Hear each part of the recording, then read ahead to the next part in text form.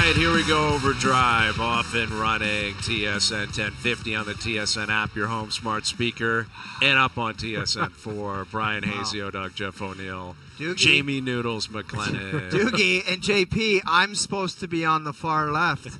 I'm supposed to be. I was going to tell. Yeah, I was going to tell JP and Joe from the Bridge to put me on the left and have you on the far right, to have your head explode as soon as you looked into the return. Oh, I heard all about it, man. I heard all about it. I saw a lot of people saying you guys did a great job, the players only. And I heard it. So online, I tried to disconnect. Right, I went away for a week. By the way, you look golden brown. You look golden brown. I got a lot of tomato head. I got a lot of sun. Yeah, I overcooked. Noodles, it's golden brown. It's golden brown. It's tomato head. I was like, oh my God, look at the color in that. Like, have Joe from the Bridge fix the color a little bit. But dude, but by you the know way, what? You look how happy. Grossed out were you? How grossed out were you when you got off the plane and saw the amount of snow in your driveway? Well, so this is what I got to get to. First of all, the day before we're flying back, I see what happens at Pearson, right? I checked my phone for the first time in 8 hours. Like, I was putting my phone away. We're going to the pool. We're doing all our stuff. And I'm like, oh, this is not good. You know, this could have a real issue. And luckily, no one died. And it was obviously a crazy story. And all I kept getting was texts from my parents and people back home. You wouldn't believe the snowstorm. You wouldn't believe what's going on in Toronto right now. Zero visibility. Zero visibility. So I'm thinking, okay, this is going to be a tough flight home. I flew home on WestJet, which is into Terminal 3. I'm like, I don't know if I'm going to get home. Like, I have no idea if the terminal's going to be open, what's going on there. And I get on the plane and, sit down. I got my kids, my wife, and, my brother-in-law, sister-in-law, nephews, niece. We're all kind of settled. And then all of a sudden, WestJet employees start coming down the aisles and offering waters to people. And a WestJet employee comes up to me and he stops and goes, "The Players Only show was electric." He goes, "The boys did a great job without you." I'm like, I don't need to hear it from you for the next 5 hours. I can't do this. Because he's like, "It was great, man. They really had some great shows." I'm like, "Thank you very much. See you later." He was a great guy. Big fan of the show. He's like, "I'll be watching tomorrow and tracking if you can keep up." So apparently you guys did a great job. And obviously I heard about everything that was going on back home. I missed a lot of stories. It's good to be back. But So of what you've missed, it's a typical Hazy Bee vacation where there's some absolute bombs out there. What has got your attention the most? Like I want you to get some things off your chest. Okay. Yeah. Let me go in chronological order here, if you guys will allow me. Yeah. Oh, I have to address. Yours.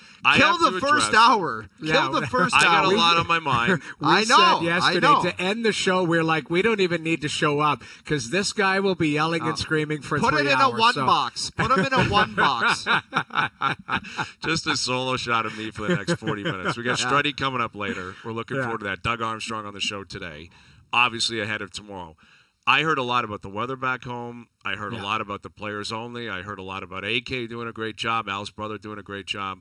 I also had a lot of people saying, I want to hear from you about how you feel about the Four Nations, because I was skeptical. Yeah. I was very skeptical, and I wasn't sure what to expect. And I have to give credit where credit's due to the players. All right, the players were the ones that showed up and said, we want to play. Yeah. And we care about this, and we're going down fighting, literally and figuratively, to prove the last 10 years has been a joke, and it's go time. So full credit to the players, obviously the league and the PA as well for putting this thing on. And it's all about Canada-U.S. Yeah. Let's also clarify that. If it was Canada-Finland tomorrow night, okay, that'd be fun. No, dude, you're wrong. Like, don't throw Finland a bone. Yeah. It wouldn't care. We wouldn't care that much. Yeah. And if it was USA Sweden tomorrow night, we wouldn't care that much either. It's all about Canada USA, and I give full credit to the players because they've shown up. They put their bodies on the line. They hit. They fought. They've scored. They've said all the right things. There's back and forth in the media.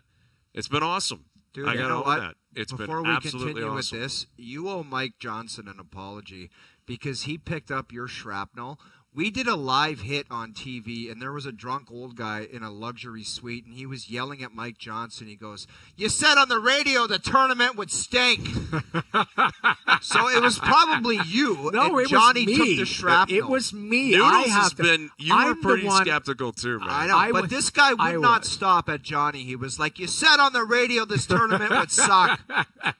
And finally I said, "Sit down, old man. You've Please got to let us stop. do it." Leave Mike Johnson alone. God, it please. was painful. But Noodles, you were riding I shotgun was with literally, me there for a while. I admitted it though. Like I've been on this show apologizing every day about it, saying I was wrong. I thought, first of all, I didn't like the words "best on best" because the best wasn't there. But you changed the narrative.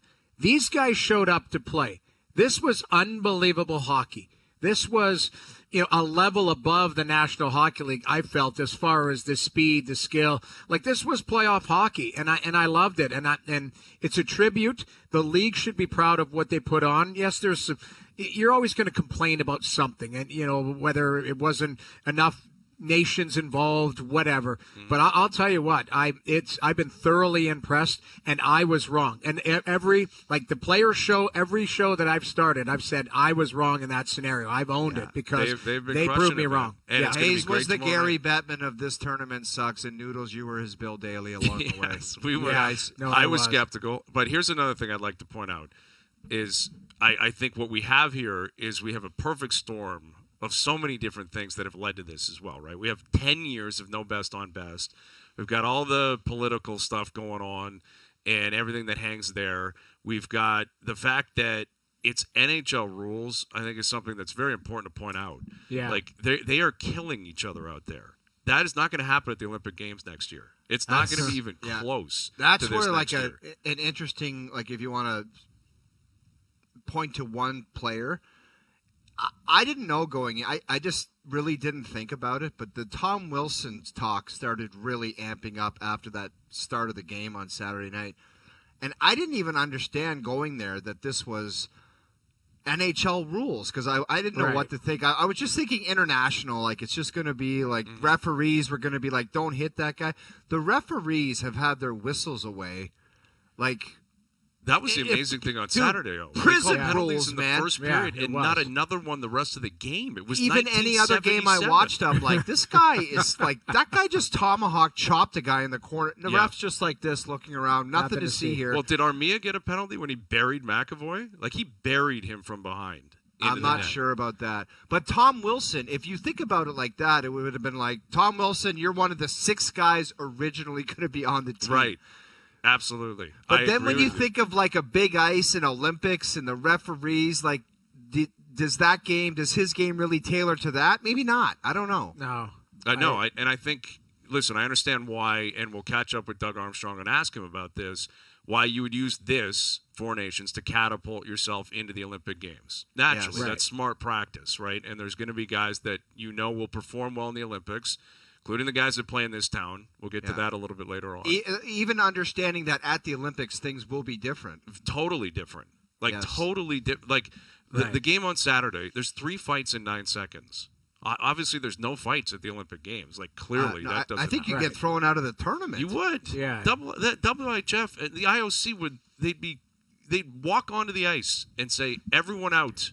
Yeah. Luke Tardif would walk you out in handcuffs. Yeah. Rennie He would Frisel's literally do it mustache himself. would fall right off his face if he saw that in international hockey. You're right, and he's not involved anymore, right? It's your other buddy there, Tardif. Mr. Tardif. Mr. Tardif. But Fasel, if that ever happened, his mustache would fall right off his face. It was, though. I don't know, Hayes. I don't know how you felt about it. We talked about it the other day. That was the most surprising start I've ever seen to a game in a long time. Yeah. Like, especially at this whatever level, all of that type of stuff.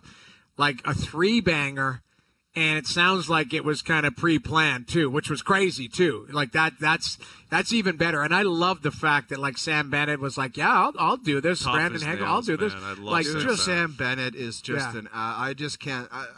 That guy, they talk about Sid walking on water. That's Sam Bennett walks on water. I love him. And Dude, that's where no Tom kidding. Wilson comes in, though. You're right. You think Brady's going to the bench saying, you're next, Tom? I don't think so. No one is saying you're next if Tom Wilson's on the No bench. chance. Sorry. No Right. chance. That's where Yeah. he steps on the ice and goes, who am I grabbing? Yeah, Who wants who's a next piece for me?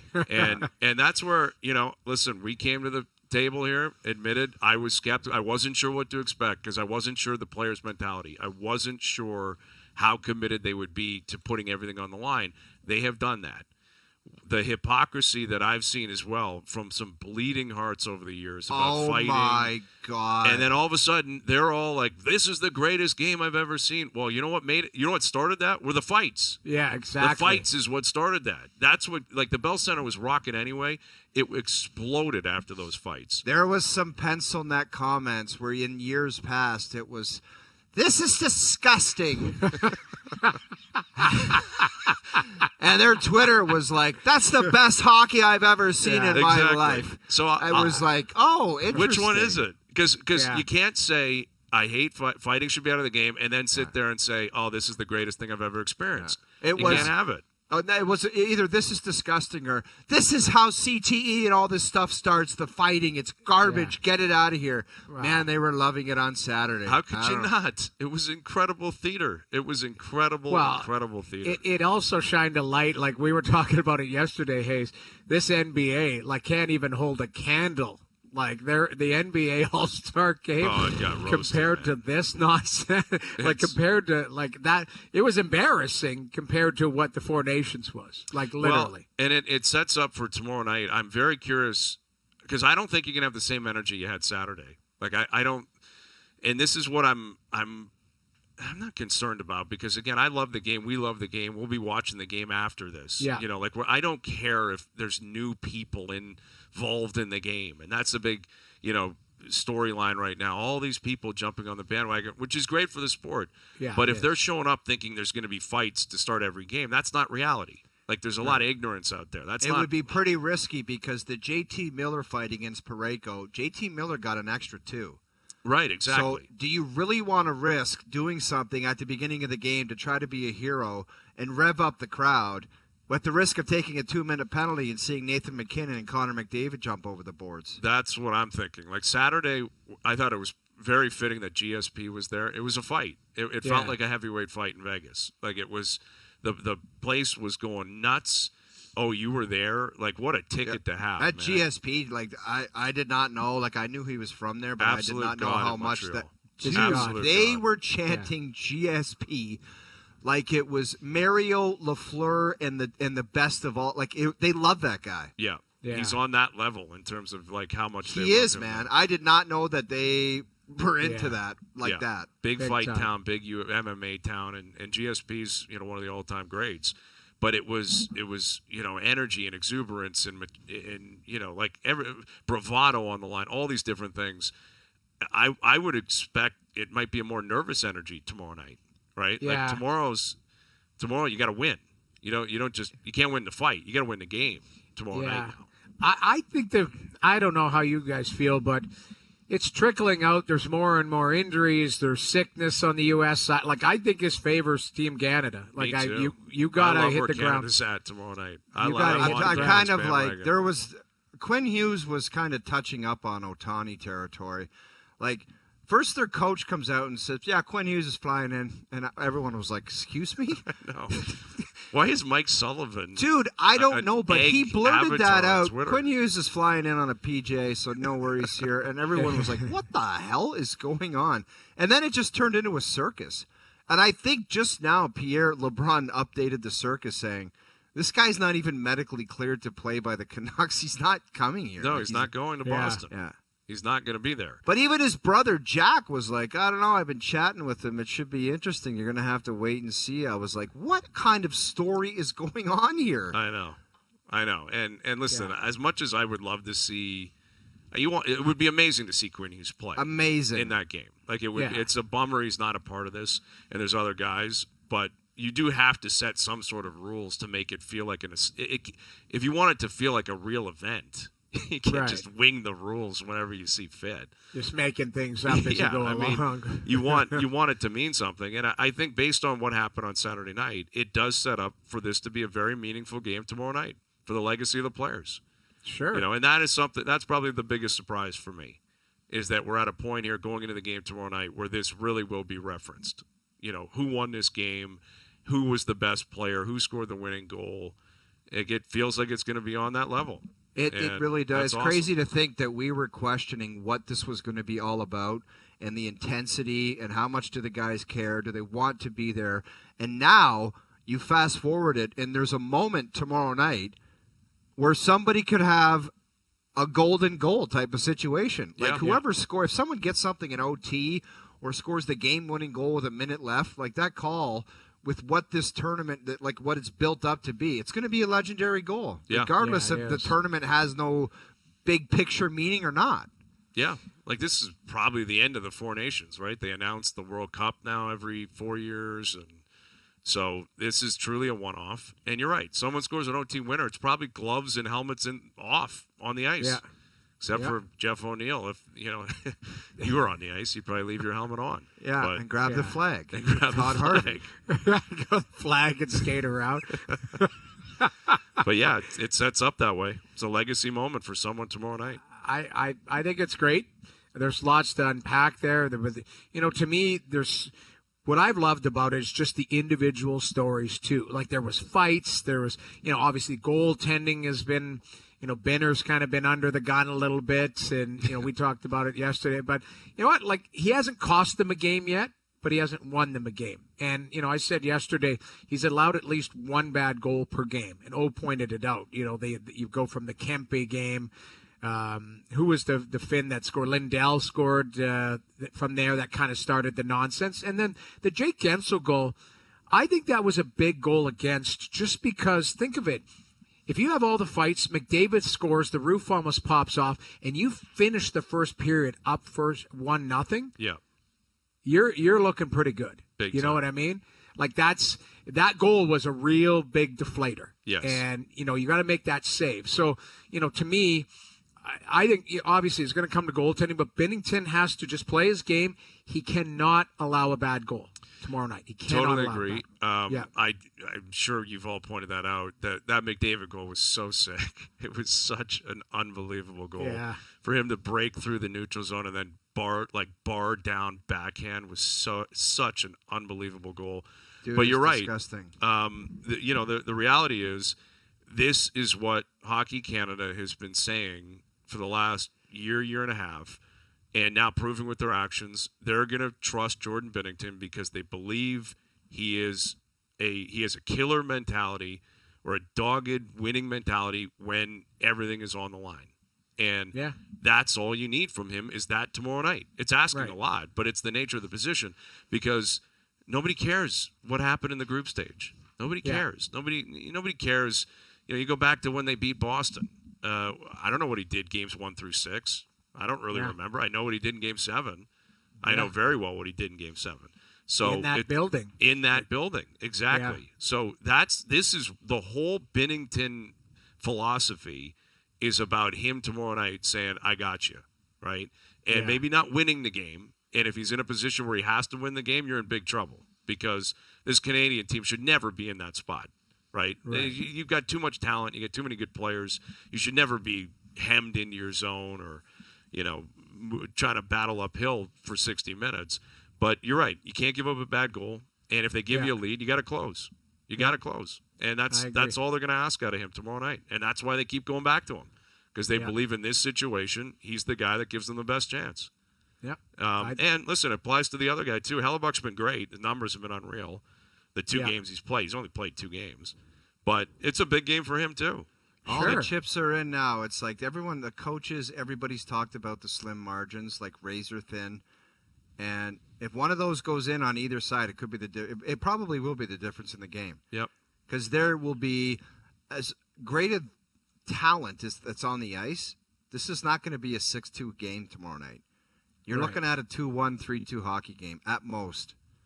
So Seems that who way. can make a play? Like who can make a play and who can give up that one that's kind of greasy, and it might be the difference in the whole thing. No, I can't wait for the game. I mean, it's incredible. Like teams are back on the Leafs are practicing.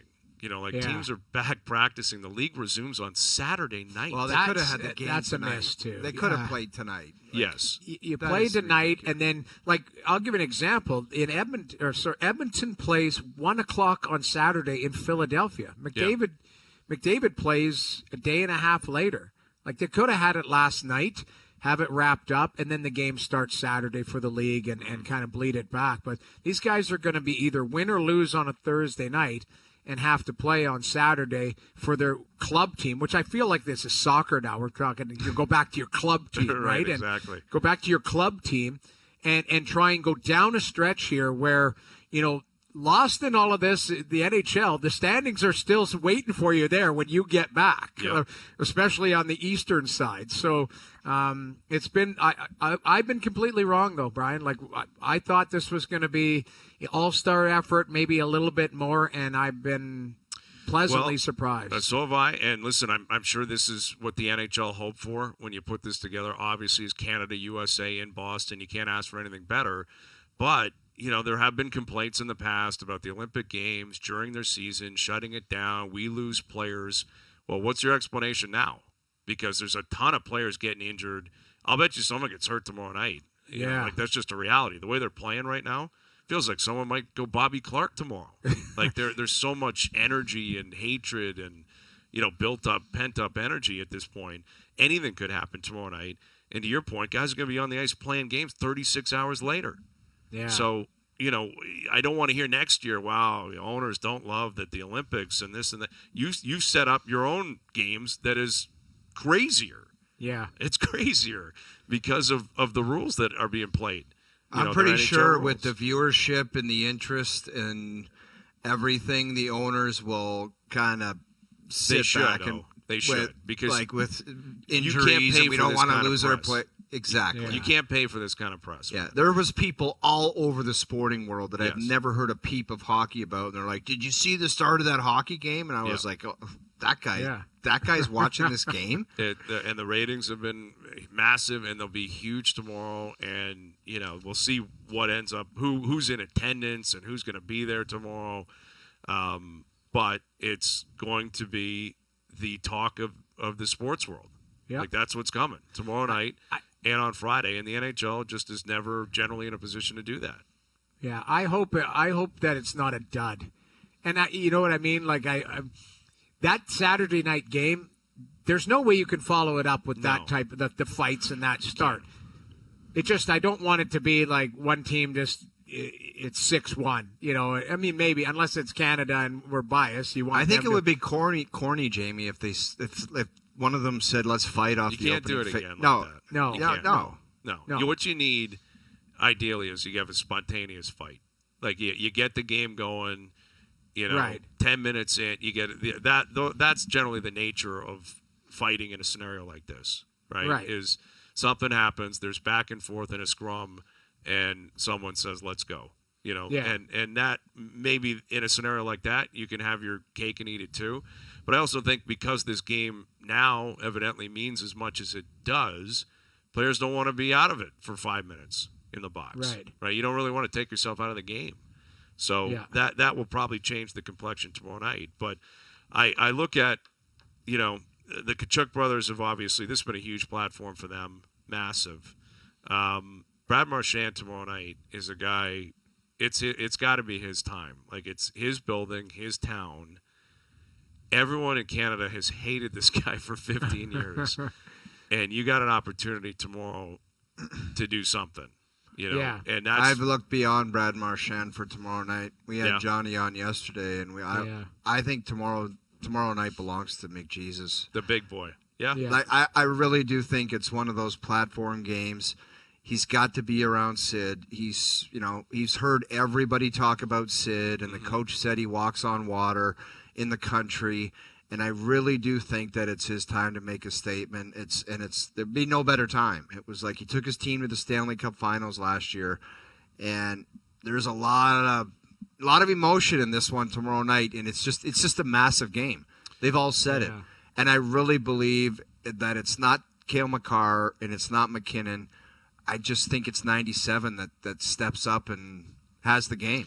I think that's ideal. I mean, I think everything you say there is 100% accurate. He should be expected to do that. He's the best player.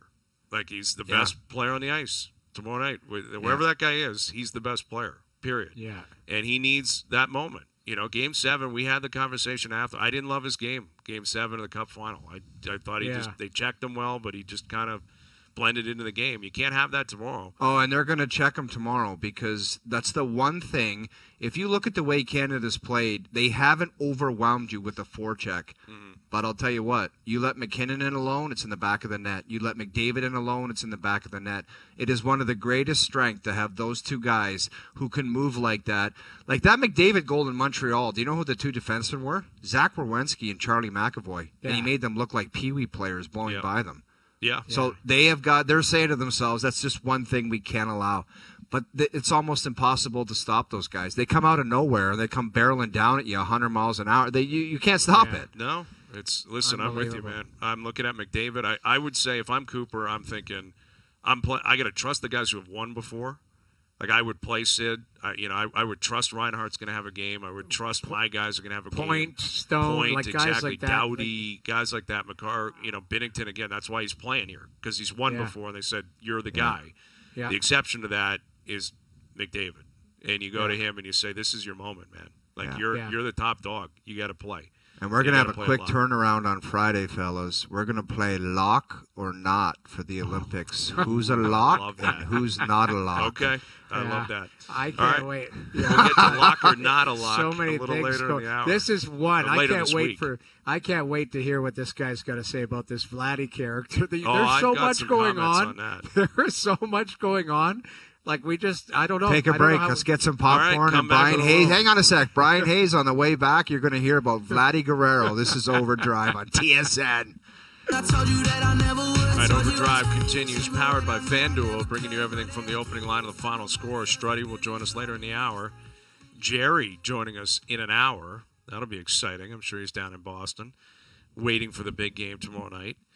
And it's good to be back and good to see pitchers and catchers arriving down in Dunedin while I was away. And there were some pressers floating out yesterday that you would have. I'd love to hear your thoughts on some of the pressers.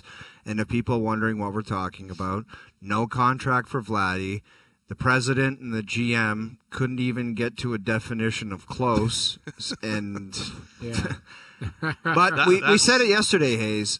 If this guy was asking for $585 million, they might have just said, stuff it, man. We're not paying you. So we don't know the numbers. Yeah, I think when it comes to Vladdy, there's two people that have affected this probably more so than anyone else who are not even in the organization, and that's Juan Soto and Steve Cohen. And I think what's happened here is, and Juan Soto and Vladdy are very close, and I wouldn't be surprised if Soto said, "You won't believe this free agency thing, man. You got owners flying in on their private jets all over the world coming here to kiss your feet and beg you to play for them. You got to try it. Yeah. You got to try it." And for every fan, the idea of doing that one time in your career, and you might realize like Steven Stamkos, who flew up to Toronto, he met with a bunch of people in a boardroom. He immediately flew back and said, "This is not for me. I'm going to be a Tampa Bay Lightning." But to experience it once, like that must be a hell of a drug, where it's like, I would think so. How much and what do you want and what kind of chair do you want in your stall? How do we fly you can use the bird to bring your family in. It's got to be intoxicating. I think that's exactly what's at play here. I think Vladdy is this close to free agency, and he wants to test it out. He may have been willing to stay if they offered him or willing to pay him a huge amount of money. And that's where the equivalent here of Steve Cohen had to be Edward Rogers. I think Rogers, if he really wanted to pay Vladdy, he probably could have stepped in and said, "What's it going to cost? Put it on that piece of paper. I'll just sign it and we'll pay you."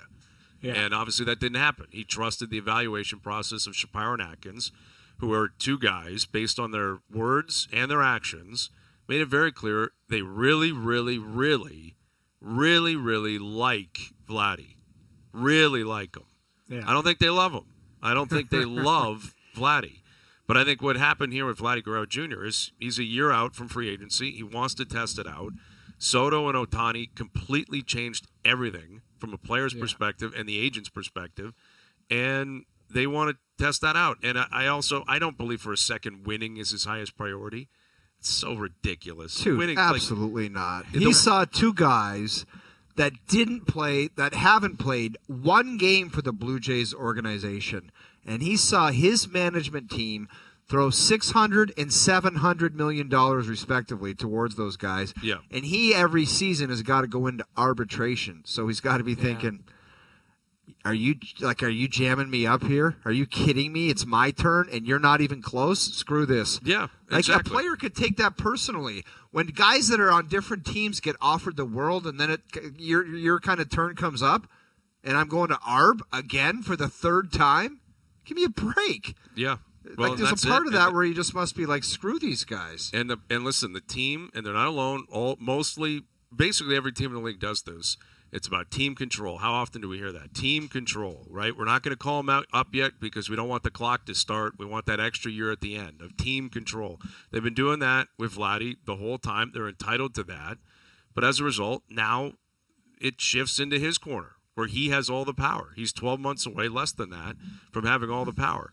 So I think the Soto deal, I think the way Steve Cohen said, just pay him whatever it's going to cost, is, like you said, very intoxicating for players who are going to be 26 and are stars. And, he knows there's going to be a market for them. But I don't believe winning is going to be the highest priority. I think these actions by Vladdy would prove it's going to be about whoever pays him the most money. And I think if the White Sox gave him the most money, he'd be in the south side of Chicago saying, I believe they're going to win here. Yeah, sure, they lost 122 games or whatever last year. But I think he's looking for the money. I have no reason to believe he doesn't love Toronto, doesn't love being a Blue Jay, and wouldn't prefer to stay here. So I'm not closing the door completely, but I think Ty would go to the Blue Jays. But he's not coming here for $50 million less, $25 million less. It's not going to happen. No. So, and the Jays have put themselves in this position because they never tried to negotiate with them in the past. And all of a sudden at the end, they go, oh, we really want to sign you. So here's a lot of money. And there's a gambling element to it as well for Vladdy because I'm sure they did offer him a lot. He turned it down. So he's got to go out and perform, and he's going to have to go get paid. But Brian, there is a thing where the Jays see something in him where they're in a world where the big star in the team gets the dough. Mm-hmm. And I don't know whether it's first base, it's conditioning, it's falling asleep at second base in a big moment. There's something about him where they're like, we're not committing that large amount of money. Somebody else can do it. Whether they're right or wrong, we're going to find out in 5 years. But it's a big gamble on the Jays' end, too. Oh, it's a huge one. Like, put it this way. For Shapiro and Atkins, for me, it's a lose-lose. Because in order for them to stick around long term, although I think Shapiro is going to stick around, but Ross Atkins' job very well could be on the line this year. And for them to have any pendulum swing from the fans into their favor, they got to win this year. In order for them to win, Vladdy's got to be great. He's got to have a great year. So he has a great year, they win, and then he walks, and possibly within the division, it's a disaster. If he underperforms, they probably lose. Right. So it's a lose-lose. The biggest question I've got is, what's plan B if this guy walks? And then Bo says, get me out of here, too. They got no farm system. They got I can tell you what it's going to be. This is what it's going to. Now, if Scorched Shapiro's earth here, and garbage for 10 years. If Shapiro's here, he's never going to admit it that they've made this many mistakes. So that's why they should be linked for me. If they're both going to stay, they're going to stay, or they both have to go. But I can tell you what the future is going to look like. This is what's coming. If they have it down here, let's say they win 75 games. Vladdy walks, Bo walks, and they get rid of the front office. The new guy will come in, and he'll say, pain is coming, this is a mess, and it's going to take some time. That's what's coming. But that's what's coming. Couldn't they? You could let those guys walk and spend the money somewhere else. You could do that. They tried, Noodles. That's the other issue, is if you can't get Vladdy signed, you couldn't get Soto, you couldn't get Ohtani, you couldn't get Burns, you couldn't get, why would you trust that these guys are going to find a way to put the right pieces together? They've been here for a decade. They got a sub 500 record. All right. Struddy coming up. More on this later in the afternoon. There's a lot more to chew on. A lot more to get into with where the Jays are at, where Vladdy's at, and what they do. All right, Doug Armstrong coming up in about 20 minutes. Jerry's percentages as well. And we got the NHL season again resuming on Saturday, which is crazy. Yeah. When you think missed about it, Hazy. You missed it. I recommended you were away that the first game Canada comes out, it should have been Strudwick and Lemieux holding the Canada banner. The Spengler Cup. A lot of things he contributed. Can you imagine Struddy walking out there at the Bell Center ice with Mario? Crazy. Would there be one fan that said, Who is that guy? No, not All one. right. Not one. Spangler Cup, Memorial Cup, right? A lot of winning in Yeah. his history. Here's our boy Jason Strudwick. Are they flying you into Boston, Struddy, or what? No, they're not going to. But how's your tan? Do you get some tan, or you like noodles, or you just hide in the room? I got too much sun. I'll be honest, and I'm fighting it now. Really? I He got a looks lot of like sun. the collar's a little too tight on his neck right now, Struddy. His face is beat red. Yeah, it's a struggle. It's a struggle. I'm not going to lie. Curly fries at every meal? Is that what you went with? It was honestly the one of the most fear-mongering moments of your life is when the scale is staring at you when you get home. And I Did you jumped go on. nuts on the food department? Not really, because the food wasn't the greatest food. To be perfectly honest, it wasn't the Florida greatest. food, man. Well, you just kind of you pick your spots, you do your thing, and it was more just kind of the drinks and just the lifestyle of you're kind of taking it easy as much as you can. Yeah, I deserved it though, Strud. I mean, that's ultimately what matters. You do. Right? I think so. Yeah. You're a grinder. I'm a grinder. Yeah, I'm a grinder. And it's good to hear from you, and I'm sure you're jacked for tomorrow night. Everybody seems to be. Do you have a read on the game tomorrow night? We know what happened on Saturday. Does that, in your opinion, mean the Americans are the clear-cut favorites? Is this a coin flip? Where's your head at? Yeah, you know what? I was blown away by the start. I didn't see that happening Saturday night at all, the three fights, and I loved it. I mean, those Kachucks, I think they're great for the game. They brought a lot of eyes to that game. They'll bring eyes to this game tomorrow. And anything that brings eyes to hockey, I'm all for. I think that the challenge for Team Canada is to get to middle of the ice and get past that D. They built a wall around their net. So I think trying to get through there is going to be tough. It's a tall task. So I'm looking at, the Stones, all those Tampa guys, Connor, McKinnon, Crosby, drive that area, get in there, because they were satisfied with staying on the perimeter in the third period, and I don't really think they had an A-grade chance in that third period. When you look at Connor's game, he had that first goal against the U.S. He just exploded. But I think a lot of teams have done a pretty good job of trying to limit him. It's tough. Draisaitl was talking today, too, about, playing with Connor. Is the narrative in Edmonton that they missed the boat not having Hyman play with him, given that Hyman had come on in the last, 6 weeks to 2 months? Yeah, much like Leafs fans, Oilers fans are very reasonable in their takes. So they, just very calm. But I do think that the instant chemistry makes sense. If Hyman was there would be chemistry with he and McDavid. There'd be the McKinnon, Crosby, and then you'd have the Tampa guys, right? There'd be some.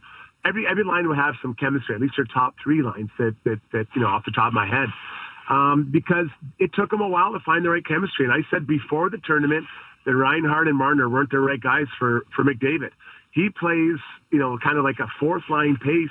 And, Marner, that's not his style of play. He wants to slow it down. Then you have, I think Reinhart was probably caught the wrong place at the wrong time, but I think, it didn't fit right away with him. So now they have Brayden Point, who is super high hockey IQ and plays fast. And then Stone, who, other than, the skating is not maybe at elite level, he does everything really well, and he works hard and drives the net. So I think they got that right.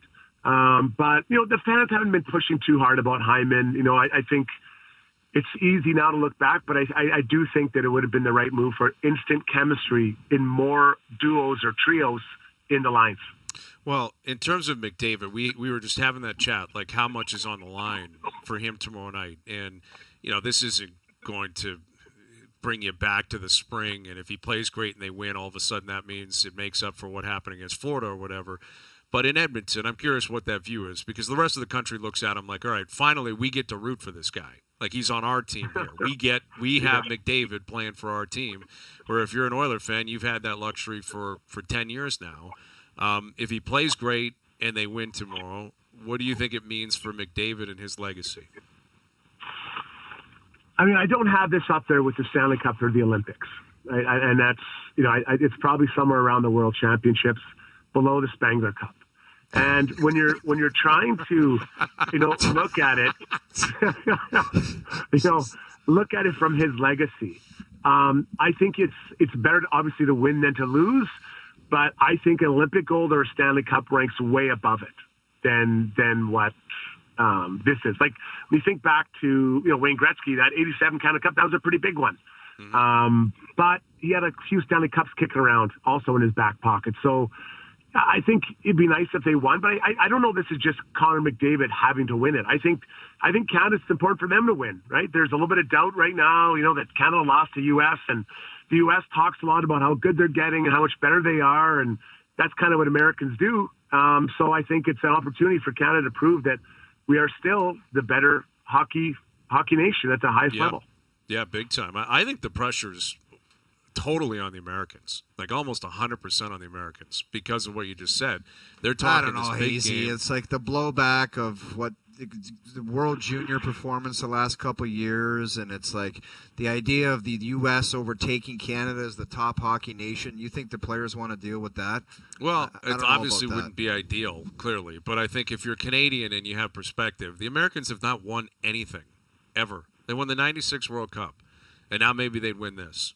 They've never won Olympic gold. They don't, they're juniors. They come and go. Canada's always owned that tournament, clearly. So I think this is for the Americans. Now it's on home soil. It's in Boston. They've set the tone. They're talking a big game. They're claiming it's all about them, and they got to go prove that. Like, I think if Canada wins tomorrow, people will be relieved, and it will be awesome, and that's cool. But it's not going to change pressure or change anything in terms of the landscape of the sport. Or if the Americans do it, this is where the pressure comes into play. They can actually puff their chest out and say, "See, we told you." Like, we're legit here, and now we're going to the Olympic Games. We're going to do it again. So for me, they're the ones without the hockey history. Canada has all the history. We're the hockey country. They got to prove that they have caught up. Can't just talk about it. You can't just win group stage games. You got to win a big one, and it's the biggest tomorrow night.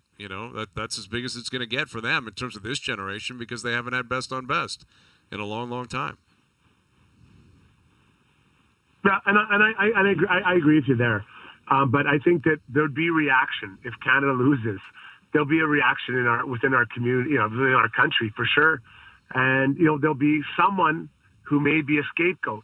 And I think that probably people look at the net minding will probably be one area that, and not to pick on Bennington, but be like, why is our goaltender not as elite as what the Americans can bring, or if the Russians were here, or Sweden, even though they didn't have Markstrom. Like, there's some pretty good goaltending, and I don't know that we have an elite goalie right now, and maybe he is in Washington, but he didn't come, at least for this year. So I think that'd be something that the conversation will be around if this doesn't work, especially if he lets in a week 1 or 2 tonight, and his Hellebuck doesn't.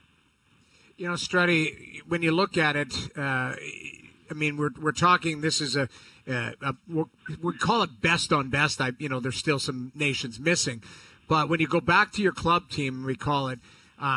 There's got to be some general managers that are sweating on this because this has not been just a friendly match here. There's injuries. There's guys that are banged up. And you look at the standings now, like it's go time starting Saturday. Like, McDavid's playing Saturday at 1:00 in Philadelphia after playing Thursday night for the Four Nations. And, a lot of these teams are battling for position, and you've got, Shea Theodore injured, the Kachuk brothers, we don't know what's up with them.